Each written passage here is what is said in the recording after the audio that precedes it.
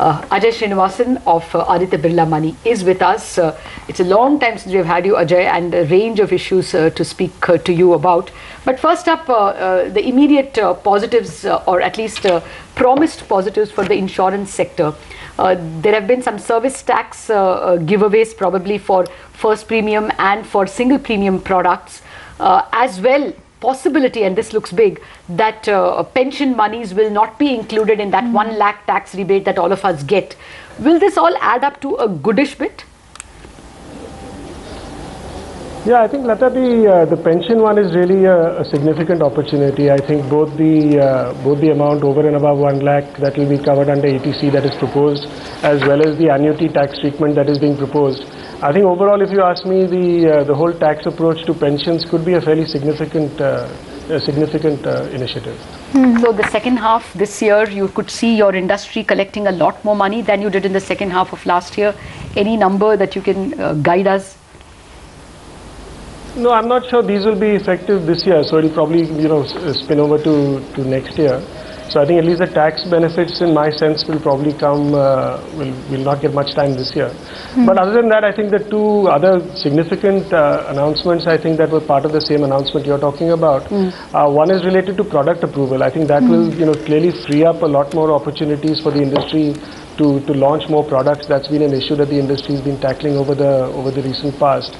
So I think that approach, plus the looking at banks being more brokers than agents, I think that should open up more distribution opportunities.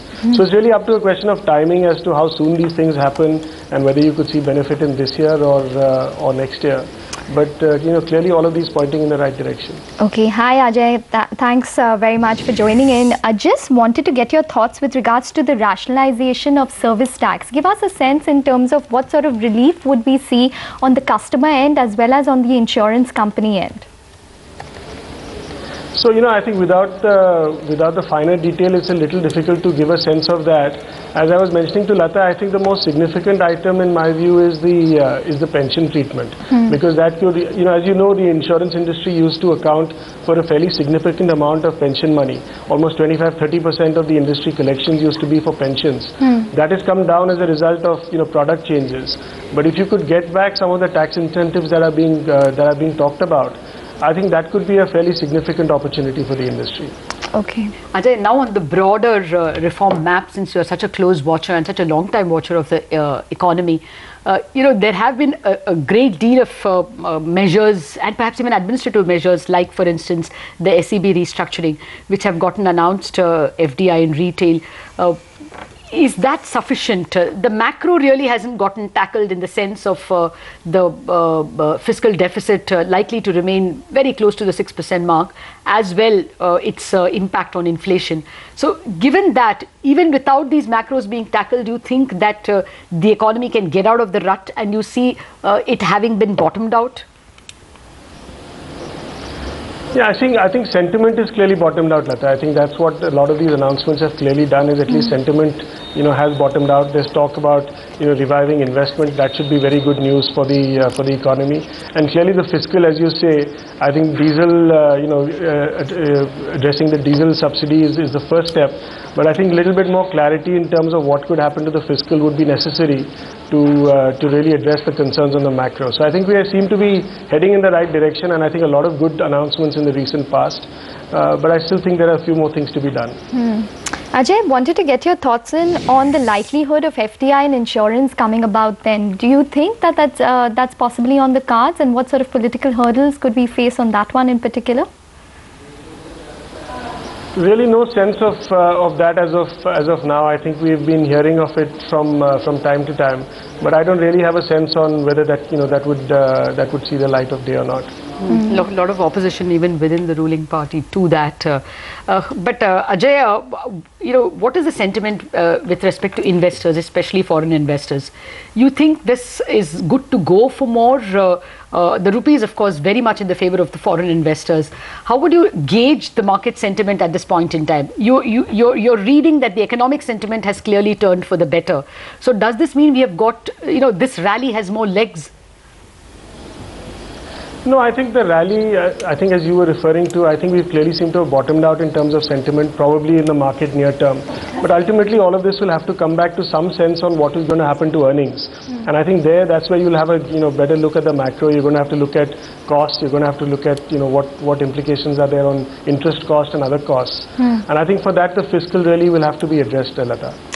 Okay. We were discussing yesterday about this FSLRC announcement.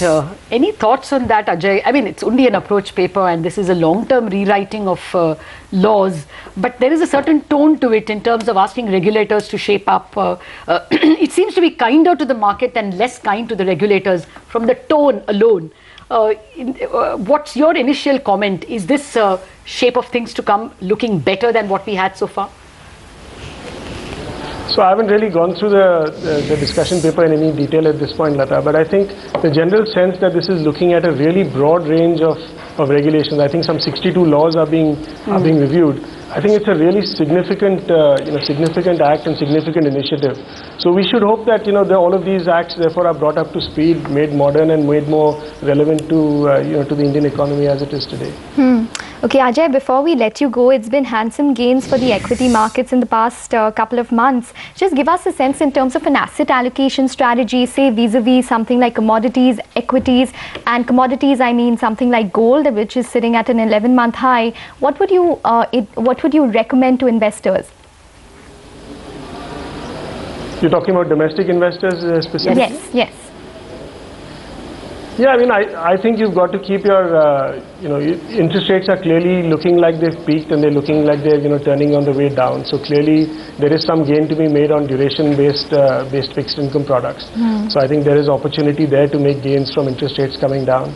I think on the equity front, I think you should continue to see increases based on, where earnings will come. So I think allocation should be made to sectors where you would see some benefit from the economy bottoming out. You've already seen infrastructure sector, for instance, already starting to turn, and the defensives, getting to be more less in favor.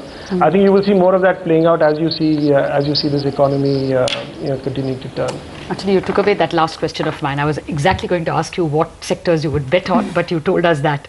Ajay Srinivasan, we appreciate you taking time out from what you told is a very, very busy day. Thanks a lot for joining us. Okay, that's the word coming in from a person who has his finger on the pulse of the markets, hedge insurance, NBFC, mutual funds, everything for Aditya Birla itself, and has been a long time player in the markets itself. Economic sentiment turning, so that's very positive. Let's take a break on that note. Up next, more specific market talk, FNO talk after this break.